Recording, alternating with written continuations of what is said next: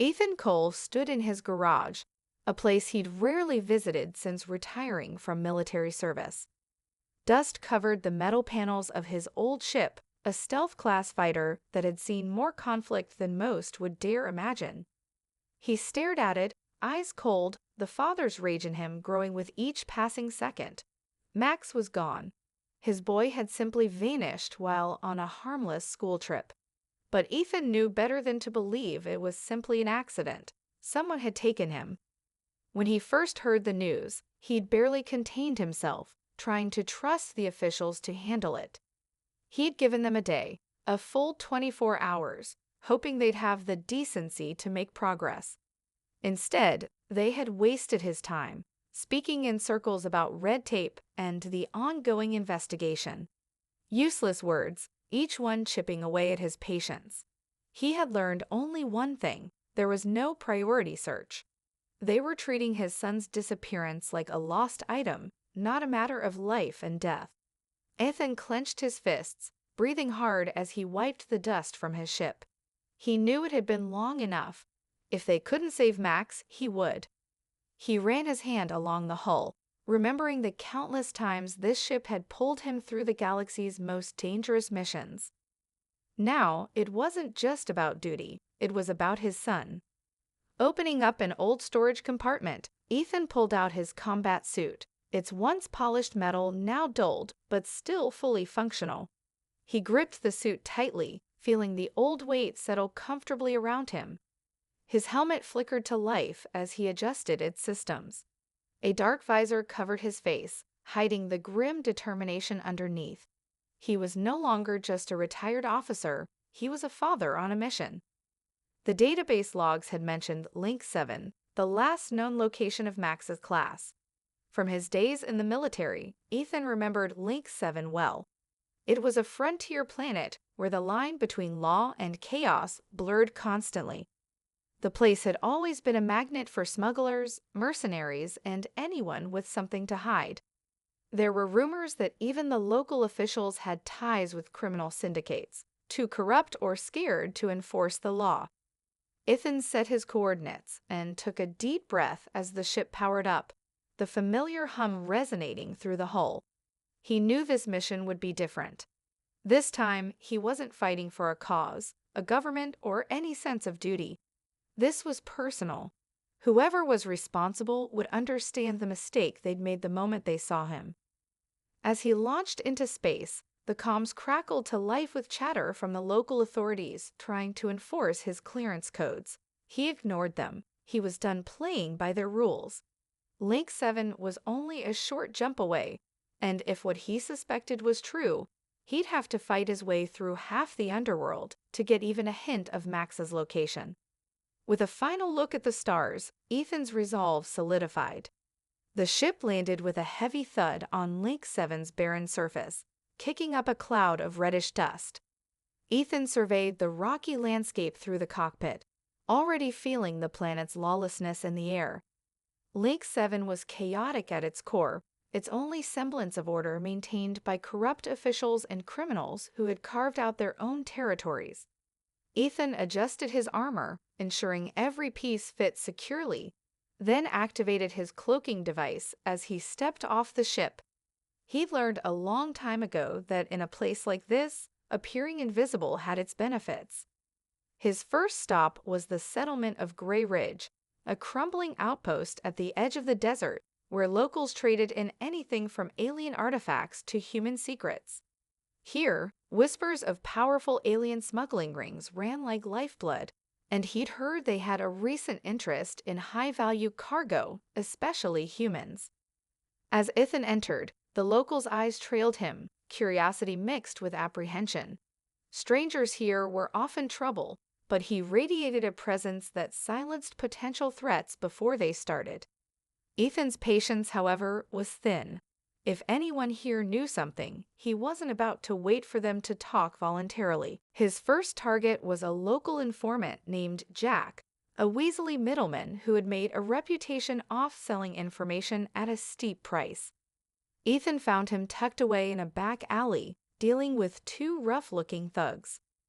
Without hesitation, Ethan stepped forward, towering over the group, his dark helmet gleaming. The thugs took a quick look at Ethan's stance and backed away, mumbling their apologies and disappearing around a corner. Alone now, Jack barely had time to register his fear before Ethan had him pinned against the wall. Lifting the man by his collar, Ethan leaned in close. He demanded information on the recent human trafficking activity and any trace of a young boy brought to the planet recently. Jack trembled, but he knew better than to test Ethan's patience. He stammered out that a few weeks back, a shipment of high-value cargo had indeed passed through Link 7. There was talk that the buyer had connections to a powerful gang known as the Crimson Talon, ruthless smugglers operating out of the nearby abandoned mines. Ethan released him and wasted no time heading toward the mines. As he neared, he observed the Crimson Talon's hideout from a distance, calculating his approach. He noticed heavily armed guards patrolling the entrance, likely thinking they were prepared for anything. He didn't plan on letting them sound the alarm. Moving silently, Ethan dispatched the guards one by one, his moves precise and swift. By the time he entered the complex, panic was spreading among the gang members as they realized someone was infiltrating their base. Ethan forced his way through, taking down anyone who tried to stop him. In the depths of the mine, he found the Crimson Talon leader, an alien with cruel, predatory eyes who scoffed at Ethan's demands. But Ethan wasn't there to negotiate.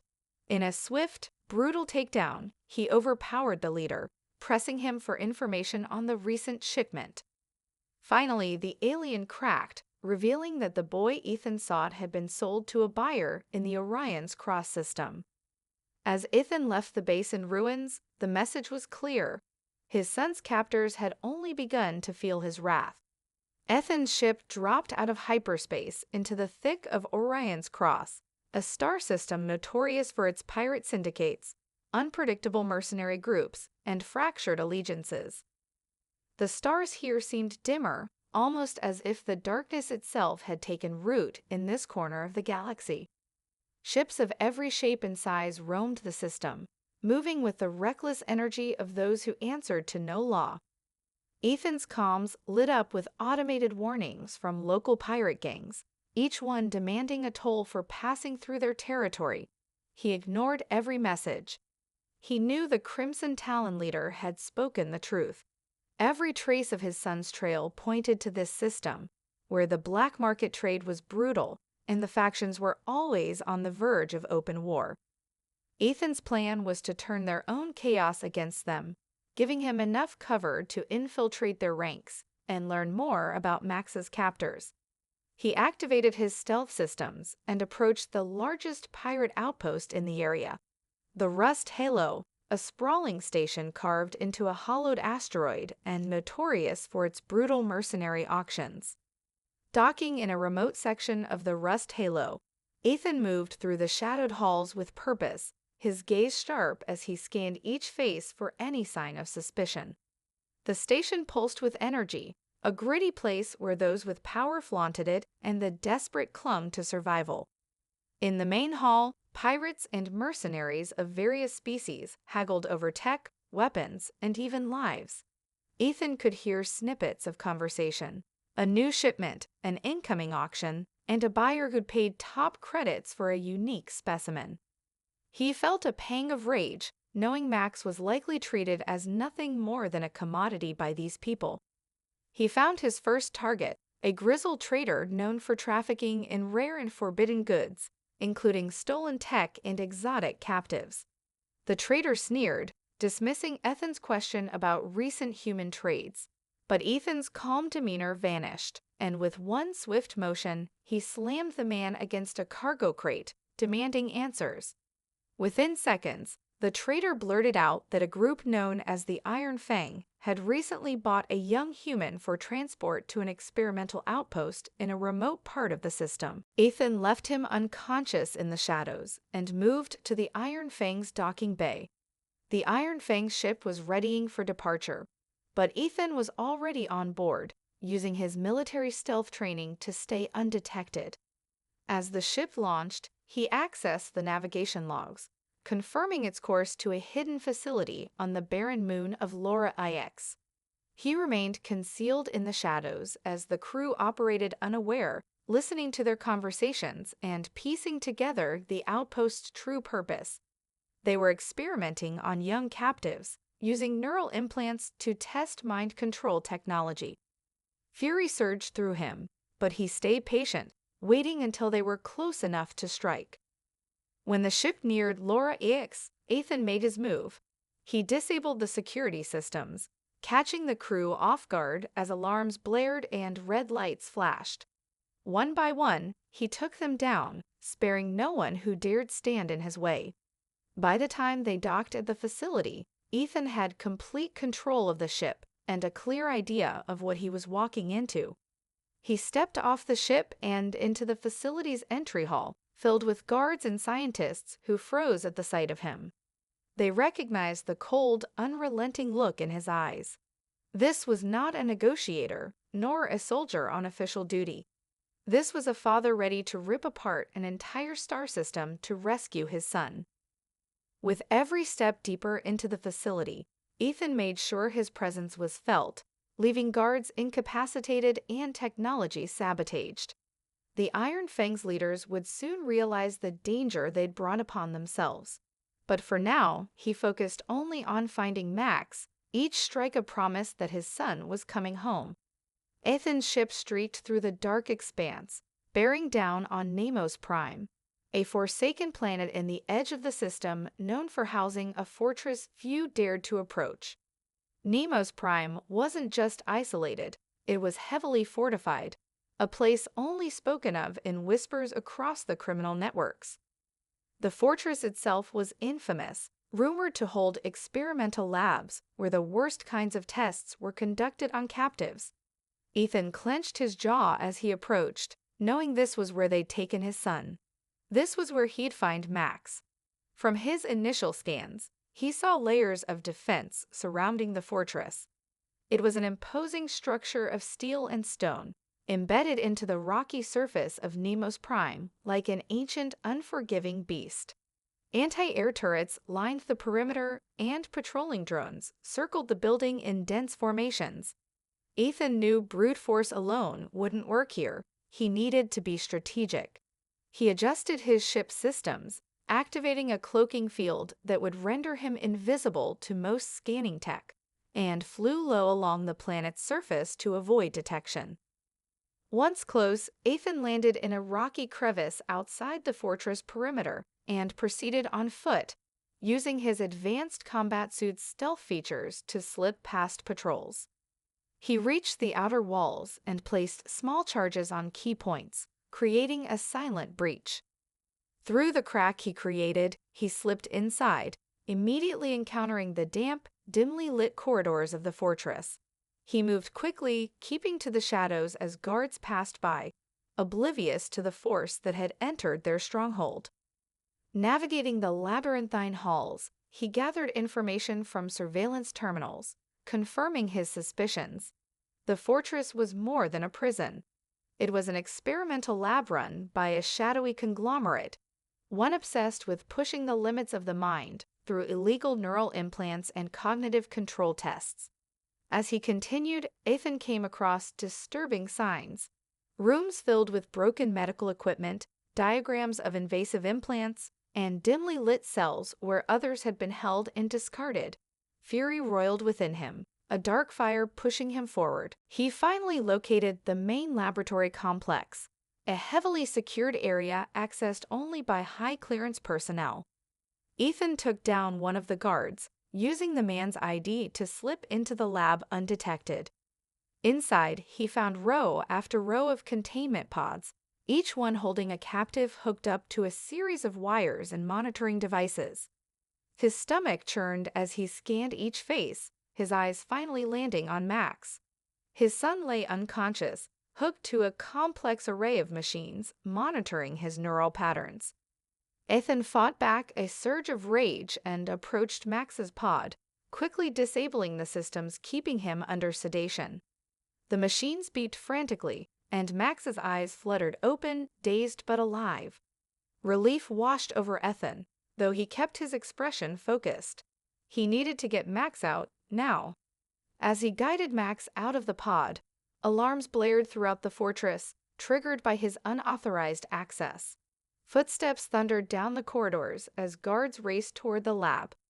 Ethan placed himself in front of Max, his stance ready and lethal.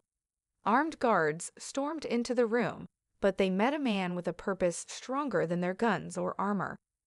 Ethan tore through them with ruthless efficiency, each movement precise and unyielding, sending the guards scrambling and disoriented. With Max safely behind him, Ethan created a path toward the exit, utilizing his stored explosives to destroy key points and create barriers between them and the pursuing guards. The fortress shook as blasts echoed through the halls, a deadly announcement that this place was going down. As they neared the outer perimeter, Ethan activated a final explosive, collapsing the corridor and sealing off their path from any further pursuit.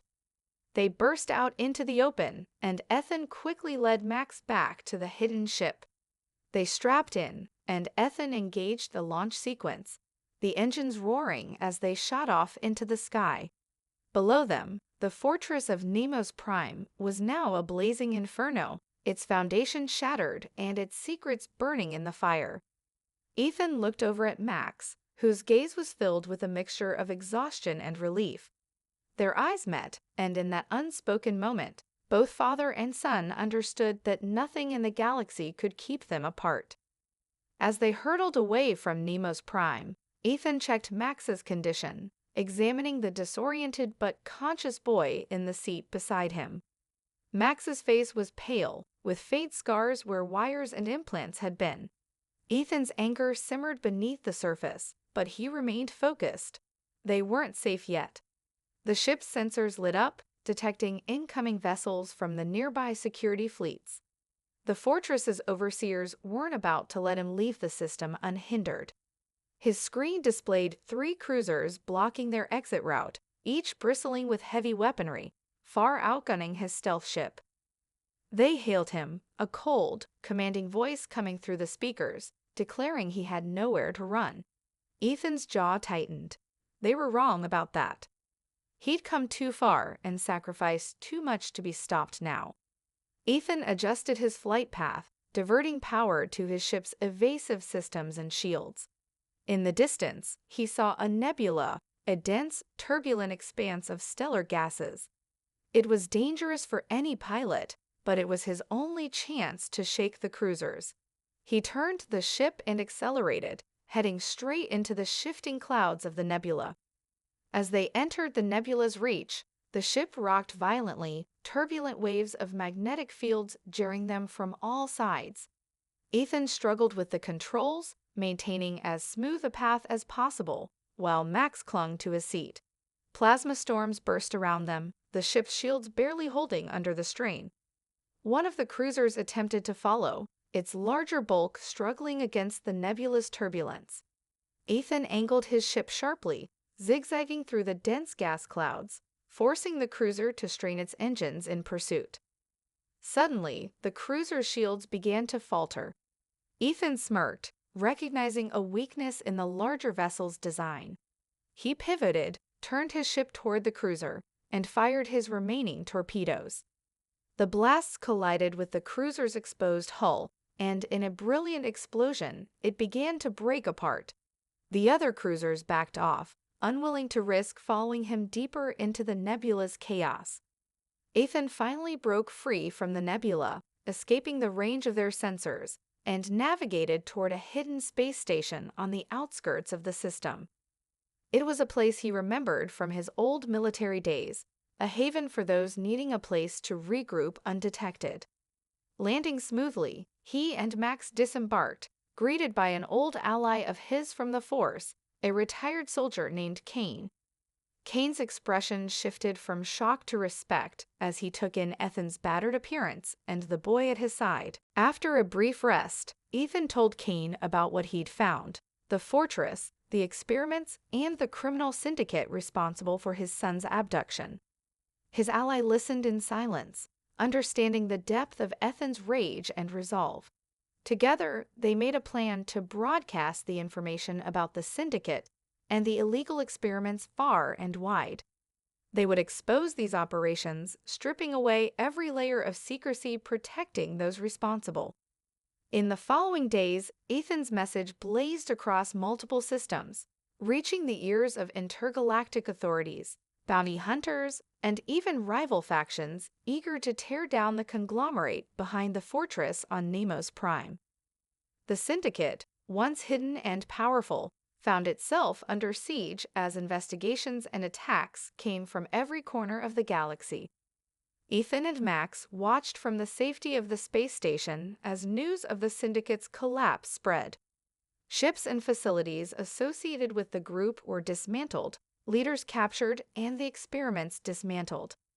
The nightmare was over. The enemies who had threatened his family had been destroyed.